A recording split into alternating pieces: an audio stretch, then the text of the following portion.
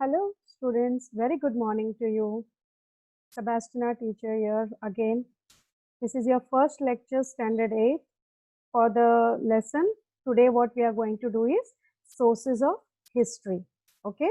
Now, अभी मुझे पता है कि आप लोगों के पास टेक्स्ट बुक है नहीं, ठीक है, इसलिए मैं अभी स्क्रीन शेयर करूंगी आप लोगों के साथ और फिर उसके बाद आप लोग जैसे ही वो ऑनलाइन ये अपना शेयर करेंगे ना ऑनलाइन बुक्स ई बुक्स उसको डाउनलोड करके आपके पास वो होगा।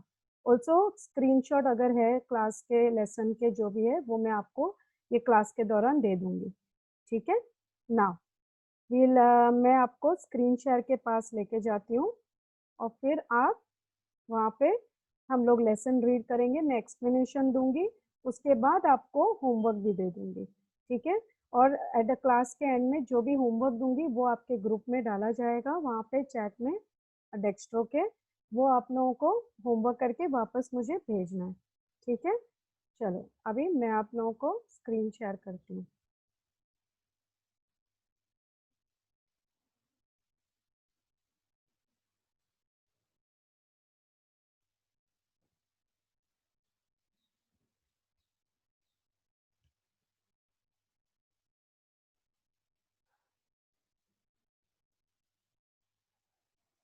ये आपके स्क्रीन पे lesson page number 1, lesson 1 sources of history.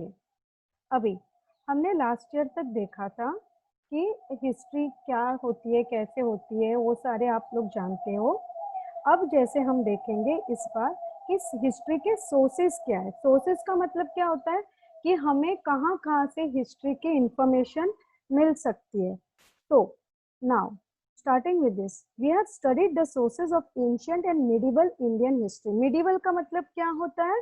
Middle edges, जो बीच में ना यहाँ ना वो पूरा प्राचीन काल होता है और ना वो पूरी तरह आजकल के जमाने का मिडिवल होता है, इन बिटवीन मिडल एजेस। तो हमने अब तक एंशियंट एंशियंट यानी प्राचीन और मिडिवल यानी मिडल एजेस की इंडियन हिस्ट्री देखी है। इस साल this year we are going to study the sources of modern Indian history. Historical sources include material, written and oral sources. अब हिस्टोरिकल सोर्सेज क्या होते हैं? क्या क्या हिस्टोरिकल सोर्सेज यानी हमें हिस्ट्री कहाँ कहाँ से मिलती है, कहाँ कहाँ से सोर्स होती है, क्या क्या यानी उसमें क्या क्या मिलता है हमें। एक तो मटेरियल सोर्सेज, दूसरा रिटन सोर्सेज और तीसरा ओरल यानी जुबानी जो बात करते हैं वो sources. Similarly, sources based on modern technology such as audio and video are included। यानी मॉडर्न टेक्नोलॉजी में क्या क्या है, जैसे हम देखते हैं अब जो आप मेरी आवाज सुन रहे हैं वो ऑडियो होती है, फिर जो मेरी वीडियो देखोगे उसको वीडियो सोर्स बोलते हैं, और जो दोनों ये काम करते हैं ऑडियो और वीडियो दोनों साथ में होते हैं, यानी सुनना भी और देखना भी, वो भी इंक्लूडेड होता है किसमें? मॉडर्न टेक्नोलॉजी में। अब मटेरियल सोर्सेस, मटेरियल सोर्सेस में क्या क्या चीजें हैं वो हम देखते हैं। Various objects, monuments, places, coins, sculptures, etc. can be included in the material sources of history। यानी क्या? वेरियस ऑब्जेक्ट्स, कहाँ कहाँ पे हमें ऑब्जेक्ट्स मिलते हैं, जैसे कॉइन्स मिलते हैं या कहीं पे भी हमें मुशर्फियाँ मिलती हैं, ओके। तो वो फिर बाद में मॉन्यूमेंट्स, मॉन्यूमेंट्स यानी जहाँ पे भी जैसे हम देखते हैं ताजमहल होता है या कुतुब मीनार होता है, ये सारी मॉन्यूमेंट्स है। प्लेसेस, जगह होती हैं, जैसे हम देखते हैं मोहनजोदारो, हड़प्पा या ऐसे हिस्टोरिकल प्लेसेस जहाँ पे भी है वो प्लेसेस। कॉइन्स, स्कल्पचर्स, स्कल्पचर्स यानी आकृतियाँ, वेरियस स्टैचूज जैसे हम देखते हैं आकृतियाँ जो भी बनाई हुई हैं उसको बोलते हैं sculptures. These are included in what? Material sources of history. Now, building and places. Building and places में क्या होता है? The period of modern Indian history is believed as period of European, especially the British rulers and governance of princely states.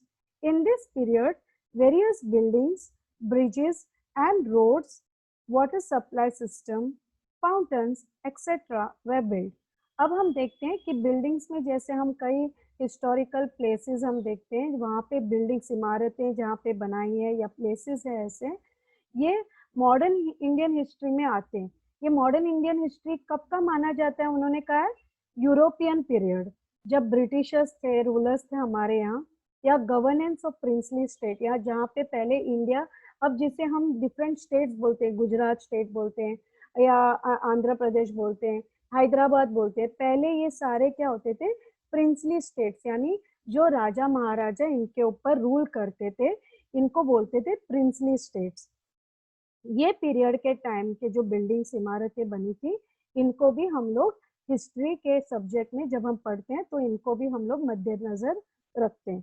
In this period कि उन्होंने क्या कहा, bridges आते हैं, रोड्स आते हैं, वाटर सप्लाई सिस्टम कैसे हुआ करता था, फाउंटेन्स कैसे बने, फाउंटेन्स यानी फव्वारे कैसे बने थे तभी, ये सारे कैसे, this buildings include also government offices, residences of officers, leaders and revolutionaries, palaces of rulers of princely states, forts, prison, etc. Even jail, वहाँ के फोर्ट्स या प्रिजन्स, प्रिजन्स यानी जेल जो होते थे तभी के, फोर्ट्स यानी तभी के जो भी, ये हम देखते हैं फोर्ट्स जो भी थे, तब के किले जो होते थे, उन वो कैसे बनाए जाते थे, वो किसने बनाए, ये भी हमारे स्टडी मटेरियल में काम आते हैं। Among these monuments, many buildings are intact even today.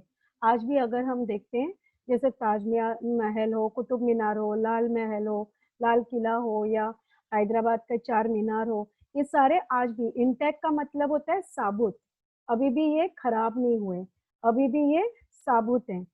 Some are declared as national monuments, whereas some are converted into museum. For example, Cellular Jail in Andaman.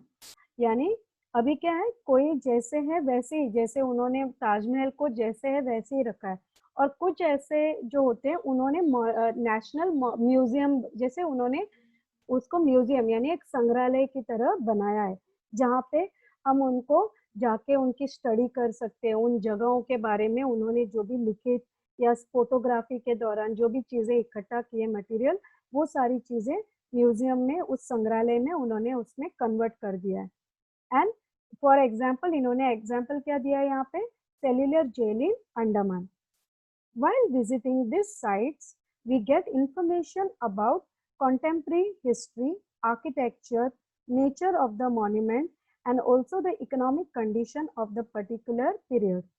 Just as during the visit to the cellular jail in Andaman, we get information about the revolutionary work of V.D. Savarkar. By visiting Mani Bhavan in Mumbai or Sevagram Ashram at Wardha, we get information about the history of Gandhian era. Gandhian era क्या होता है, यानी गांधी जी के जमाने में, गांधी जी के time में उन्होंने क्या क्या चीजें की थी, जैसे फ्रीडम स्ट्रगल में क्या किया था, या वीडी सावरकर ने जो किया था, वो हमें सेल्यूलर जेल अंडमान में वहां पे हमें दिखाई देगा। वहां पे उन्होंने उस म्यूजियम में उनकी सारी जो उस रिलेटेड जो भी इंफॉर्मेशन है वहां पे उन्होंने स्टोर की हुई है। नाउ डू यू नो में म्यूजियम एंड हिस्ट्री के बारे में बता रहे हैं। For the study of history, various objects, paintings, photographs and such other things are preserved in a museum. At the Aga Khan Palace in Pune, we can see different objects, documents giving information about the life of Mahatma Gandhi. अब इन्होंने क्या किया, जो आगा Khan palace है पुणे में, वो आगा खान जो तभी के बड़े हस्ती थे, उनकी जो पैलेस थी, उनकी जो महल था, उसको उन्होंने कन्वर्ट किया, और उसमें क्या किया, उन्होंने बहुत सारे ऐसे दस्तावेज, डॉक्यूमेंट्स यानी दस्तावेज ऐसे रखे हैं जो महात्मा गांधी के लाइफ के बारे में, जीवन के बारे में हमें इंफॉर्मेशन देते हैं। Now statues and memorials. During the pre independence and post independence period, memorials of many personalities were erected in the form of statues. अब हम जैसे आज भी देखते हैं कई सारे, जैसे लोकमान्य तिलक की इमारत रहेगी, गांधी जी की कहीं भी उन्होंने स्टैचू बनाए होंगे, या इन्होंने ये इन लोगों के महान हस्तियों के बारे में उन्होंने क्या किया, उनकी स्टैचू, इमारत, ऐसे स्टैचूज, ऐसे आइडल्स बनाए, तो जो प्री इंडिपेंडेंस और पोस्ट इंडिपेंडेंस के पीरियड में बनाए उन्होंने, जो बहुत सारी ऐसी जानी मानी हस्ती पर्सनैलिटीज के बारे में हमें बताते हैं। These statues are also important for the study of modern history. The various statues provide information about the contemporary rulers. Contemporary का मतलब क्या होता है?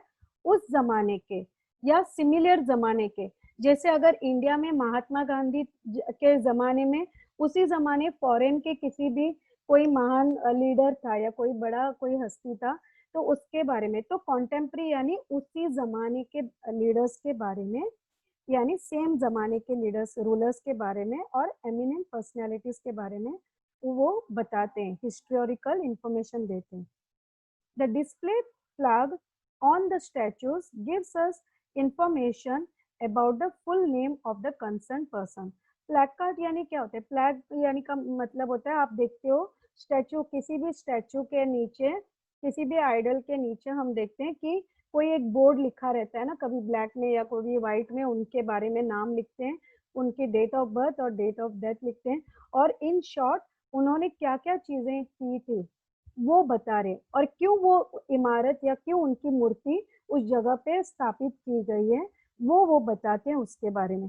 तो ये plaque, the display plaque on the statue gives us information about the full name of the concerned person, birth and their detail, brief information about their contribution and a biographical sketch of the person. Biographical का मतलब है उनके आत्मकथा, उनकी जो graph है, उनकी जिंदगी में उन्होंने क्या क्या चीजें कब कब की थी उसके बारे में बताते हैं।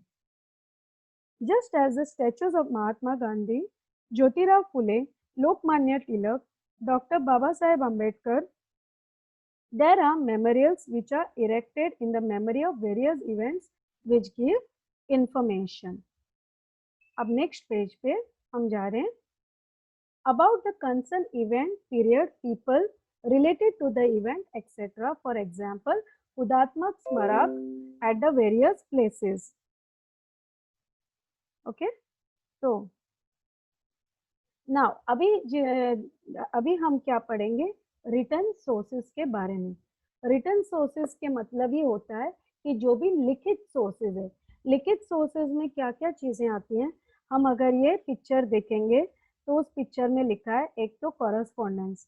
कॉरेस्पॉन्डेंस का मतलब क्या होता है? जो भी लिखा हुआ रहता है, जो भी रिटर्न मटेरियल रहता है वो।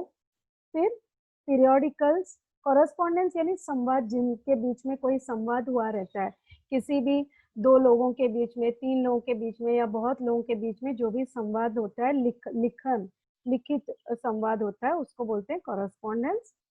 देन पीरियोडिकल्स, पीरियोडिकल्स मीन्स जो हर एक पीरियड के बाद आते हैं, जैसे 15 दिन बाद आएंगे, या अगर हम देखते हैं 15 दिन बाद न्यूज़पेपर छपते हैं, या एक महीने बाद कोई मासिक आती है, महीने की मासिक आती है, तो वैसे उसको बोलते हैं periodicals. Then foreign accounts, next is factory records, जैसे फैक्ट्री में कोई लिखा हुआ जो भी कोई रिकॉर्ड्स रहते हैं, रिकॉर्ड बुक्स होते हैं। फिर न्यूज़पेपर, ऑटोबायोग्राफीज, ऑटोबायोग्राफीज मैंने अभी बताया था, यानी आत्मकथा किसी के बारे में। फिर बायोग्राफीज एंड बुक्स, ये होते हैं हमारे मॉडर्न सोर्सेज। अब ये चीज आपको ये चार्ट में भी आज एंड ऑफ द जब मैं पढ़ाऊंगी तो मैं होमवर्क में आप लोगों को दूंगी, रिटर्न सोर्सेज के चार्ट बनाने आप लोगों को। Now coming to newspaper and periodicals, इसको डिटेल में उन लोग एक्सप्लेन करें। न्यूज़पेपर और पीरियोडिकल दोनों को उन्होंने साथ में लिया है क्योंकि दोनों इंटर रिलेटेड है। Newspapers provide us information about the contemporary events. Contemporary यानी मैंने क्या बताया था कि उस जमाने के या during a certain period of time, similar जो पीरियड ऑफ इवेंट्स होते हैं उसके बारे में बताते हैं। Along with it detail analysis of a particular event. Analysis का मतलब है डिटेल स्टडी करना किसी के बारे में, पर्टिकुलर, यहाँ पे क्या बोल रहे हैं? पर्टिकुलर इवेंट के बारे में। Views of eminent people, eminent यानी बहुत ही नामचीन, प्रतिष्ठित लोग जिसे बोलते हैं हम, एकदम फेमस पर्सनालिटीज या इम्पोर्टेंट पर्सनालिटीज के बारे में। एडिटोरियल्स आर ऑल्सो पब्लिश्ड, यानी अगर हम देखते हैं न्यूज़पेपर में तो हम देखते हैं कि हमेशा जो बहुत ही इम्पोर्टेंट इंफॉर्मेशन होती है वो प्रिंट होती है। हर छोटी मोटी चीज प्रिंट नहीं होती है, जैसे यहाँ पे कोई बारिश हो गई या वहाँ, ऐसे नहीं। अगर हाँ, लेकिन कहीं पे तूफान आ गया, बहुत ज्यादा बारिश हो गई, या किसी बड़े लीडर ने या प्राइम मिनिस्टर ने या किसी ने कुछ बहुत ही इम्पोर्टेंट चीज की हो, कोई बड़ा इवेंट हो, तो वो पब्लिश होता है न्यूज़पेपर में। तो न्यूज़पेपर में और क्या क्या मिलता है, हमें जानकारी क्या मिलती है? We get information about the political, social, economic and cultural happenings of that period. In the pre-independence period, newspapers like Dhyanoday, Dhyan Prakash, Amrit Bazar, Patrika, Deenbandhu, Kesari acted as an important source of awakening in the minds of the people. अब ये हमें from question answers point of view, exam point of view, ये हमें आएंगे write the different newspapers that were printed in contemporary India. तो अगर हम जानेंगे तो उसमें क्या क्या कौन कौन से पेपर के नाम है, ऑब्जेक्टिव्स भी मिलेंगे, और जैसे मैच द पैर में या आप लोगों को ट्रू और फॉल्स या आपको फिलिंग द ब्लैंक्स में आएगा कौन कौन से पेपर है। ध्यानोदय, ज्ञान प्रकाश, अमृत बाजार पत्रिका, दीन बंधु, केसरी, ये हमारे पेपर्स के नाम हैं। केसरी अगर हम देखते हैं कि वो लोकमान्य तिलक जी लिखते थे, उन्होंने ये शुरू किया था। Then through the newspapers we can study the British policies regarding India and the effects on India.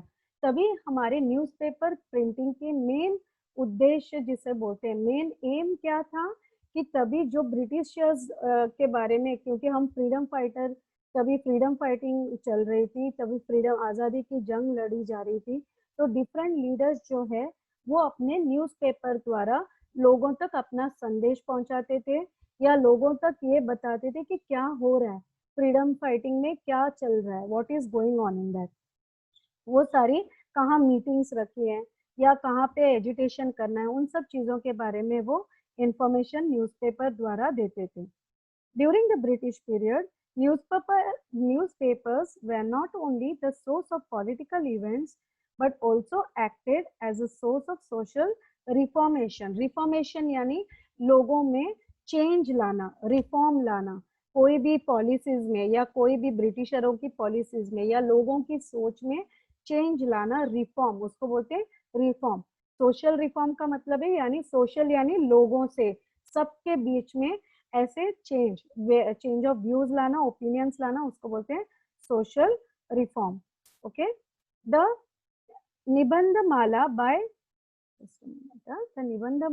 Bye Vishnu Chiplunkar and Satpatre written by Lokhitwadi alias Gopal Hari Deshmukh in the weekly Prabhakar comments on various social and cultural issues.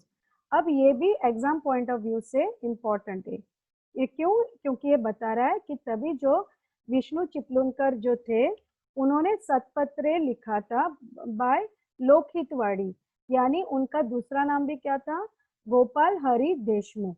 ये उन्होंने उनका दूसरा नाम, alias का मतलब है उर्फ यानी दूसरा नाम, इन द वीकली प्रभाकर, उन्होंने गोपाल हरि देशमुख ने प्रभाकर ऐसे जो वीकली का मतलब है हर हफ्ते आने वाला न्यूज़पेपर, उसमें उन्होंने वेरियस क्या किया, सोशल एंड कल्चरल इश्यूज के बारे में लिखा। नाउ लेट अस नो में डॉक्टर बाबा साहेब अम्बेडकर उन्होंने क्या क्या काम किए थे वो बता रहे अपने न्यूज़पेपर द्वारा। इन जनवरी 1920 Dr. Baba Saheb Ambedkar started the fortnightly Mukhnayak, but later Dr. Ambedkar had to leave for higher studies to England, and hence he handed over this paper to his colleagues. In April 1927, Dr. Ambedkar started the newspaper Bahishkrut Bharat. Through the medium of Bahishkrut Bharat, he wrote for the reformation of common people and bringing unity among them. ये यानी ये क्या बता रहे हैं, जनवरी 1920 में बाबा साहेब अम्बेडकर ने एक फोर्टनाइटली का मतलब होता है हर 15 दिन आने वाला पेपर जो आता है वो, और उसका नाम क्या था, मुख नायक।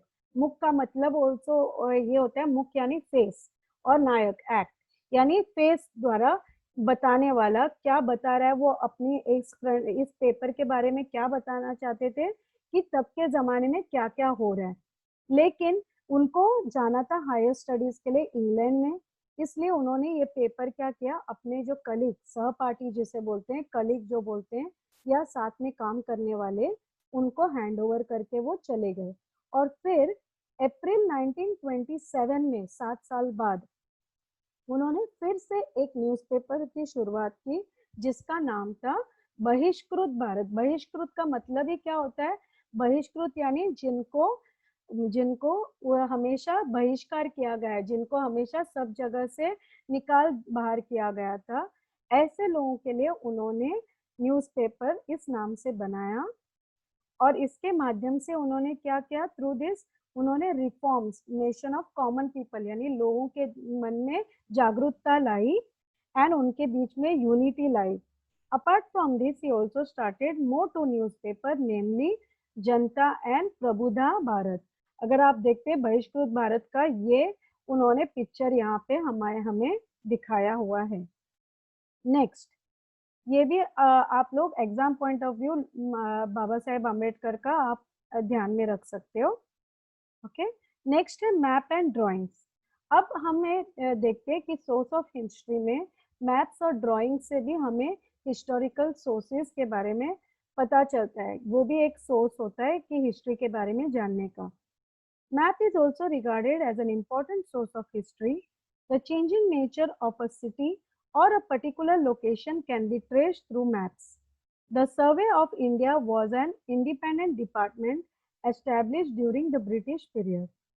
Through scientific methods of survey, they have created maps of India, various provinces of Indian cities, etc. Similarly, the plans designed by the architects prove important from the view of study of architecture of a building as well as phases of development process. अब map and drawings भी हमारे लिए बहुत ही important source of history होते हैं, क्योंकि हमें Britishers के टाइम में क्या क्या चीज़ें हुई थी, कैसे हुई थी, वो मैप द्वारा हमें बताते हैं कि कैसे सर्टन हिस्टोरिकल मॉन्यूमेंट्स बनाए थे, कैसे रोड्स बनाए थे, सर्टन प्रोविंसेस, तभी इंडिया कैसे प्रोविंसेस में कैसे बटा हुआ था, तो कैसे डिजाइन था, यानी अलग अलग वो स्टेट्स कैसे बने थे, तो वो हमें उससे आर्किटेक्चर वहाँ की तभी की जो उन्होंने कैसे बनावट थी, कैसे बिल्डिंग्स बनाए थे, रोड्स कैसे बनाए थे, इन सब ब्रिजेस कैसे बनाए थे, through all this maps and drawings हमें उनके फेजेस, उनके यानी जो पड़ाव होते हैं वो डेवलपमेंट के प्रोसेस में, उसके बारे में हमें इंफॉर्मेशन मिलती है। फिर of a particular area, for example the department of Mumbai port trust, जो मुंबई पोर्ट ट्रस्ट आज भी है, has an original plan of the Bombay port information about development of Bombay city can be understood through the plans drafted bye architects and engineers. अब जो Bombay port trust है वो हमें क्या बताता है, पोर्ट यानी जो भी हमारा जो द्वीप होता है, तभी हमारे जो भी शिप्स जहाँ पे आते हैं उसको बोलते हैं बंदरगाह, जिसे बोलते हैं पोर्ट, जिसे बोलते हैं उसको बोलते हैं बंदरगाह, यानी वहां पे आके शिप जहाँ पे रुक जाते हैं, ठहर जाते हैं, उसको बोलते हैं पोर्ट। और हमारी जो मुंबई पोर्ट ट्रस्ट की जो अगर हम मैप अगर देखेंगे तो पूरी हमें मुंबई की बनावट कैसे बनी थी, कैसे उसकी डेवलपमेंट हुई थी, वो हमें समझा जा सकता है उससे। Now coming to oral sources, ये हमारे अब तक जो हमने देखे थे, मैप्स देखे थे, न्यूज़पेपर एंड पीरियोडिकल जैसे हमने देखे, या हमने ड्राइंग जैसे देखे, ये सारे हमारे क्या थे, रिटन डॉक्यूमेंट्स थे, रिटन सोर्सेज ऑफ हिस्ट्री थे। अब हम देखेंगे oral sources of history. The following sources are included in the oral sources of modern history. अब इन्होंने ये चार्ट हमें दिया है जो अगेन आपको होमवर्क में करना है। तो ओरल सोर्सेज ऑफ हिस्ट्री में क्या है, इंस्पिरेशनल सॉन्ग्स। इंस्पिरेशनल सॉन्ग्स क्या होता है, प्रेरित जिसे करते हैं, यानी गाने द्वारा किसी को प्रेरित करना, किसी को मोटिवेट करना, उसको बोलते हैं inspirational songs. Rhythmic prose, rhythmic का मतलब होता है तालमेल से, यानी अच्छे से तालमेल बिठा के एक कविता जो होता है, एक कविता के फॉर्म में जो लिखते हैं उसको बोलते हैं रिदमिक प्रोज। देन फ्रेज जलसा आर्ट ग्रुप। फैज का मतलब होता है मेला, मेला जिसे बोलते हैं हम लोग उसको बोलते हैं फैज।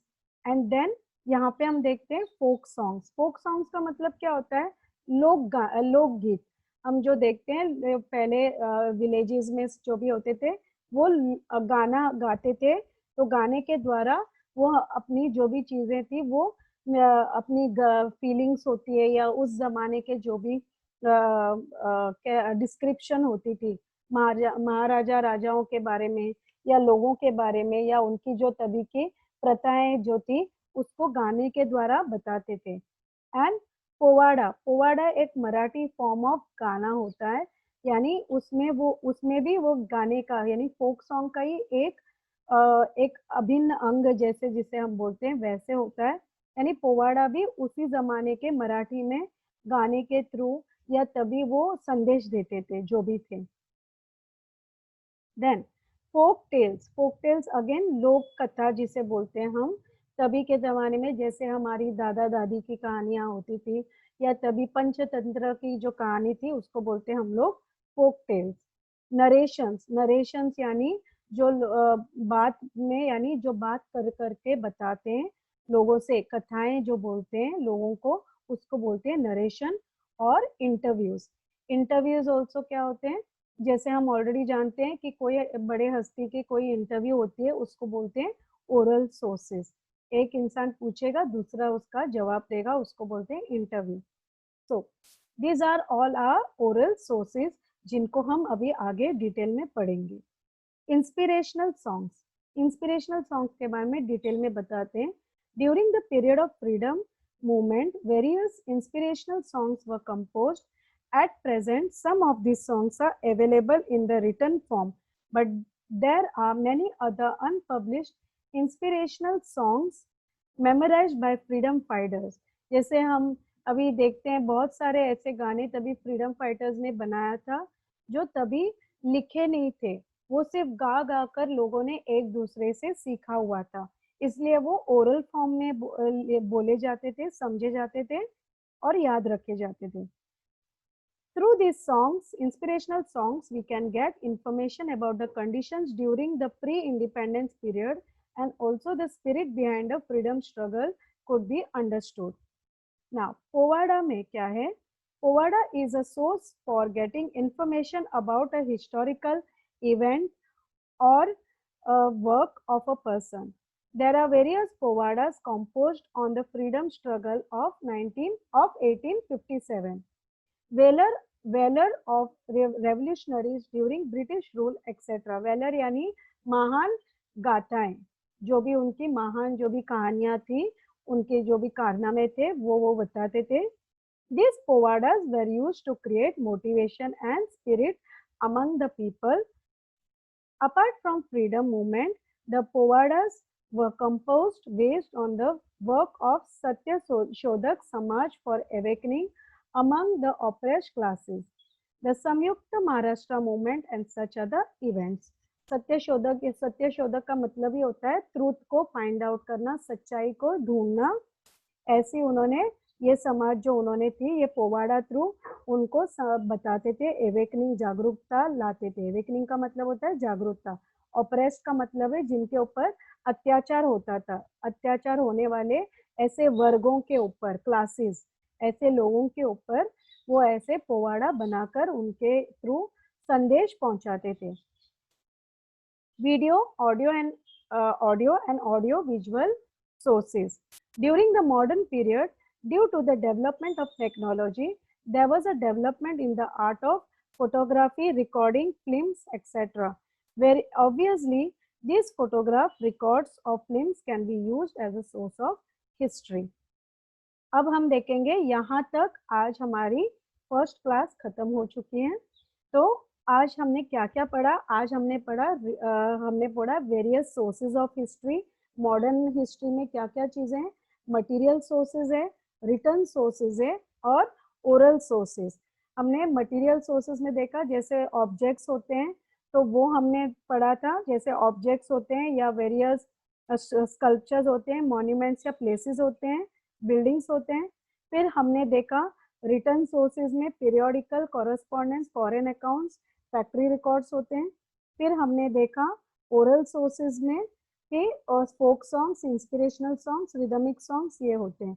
अब हमने जो भी यहाँ पे हमने जो भी देखा है ओरल सोर्सेज तक हमने पूरा पोवाड़ा तक हमने पूरा सोर्सेज कवर किया है, ओरल सोर्सेज। और हमारी ऑडियो वीडियो और ऑडियो वीडियो सोर्सेज हम अगले लेक्चर में भी कंटिन्यू करेंगे। And further we will also see other aspects of history. तो आज हम यहाँ पे ख़त्म करते हैं।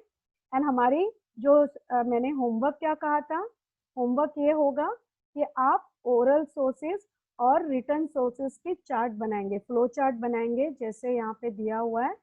ओके, तो आप खुद से जैसे अगर नोट किया हुआ है आपने ऑलरेडी, तो आप उसको नोट करके उसको इन फ्लो चार्ट फॉर्म में बनाएंगे।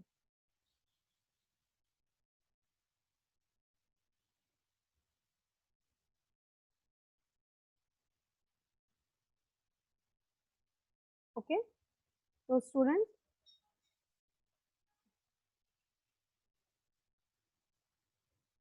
yeah, so students, we'll end for the day. Wish you a very good year ahead. Okay.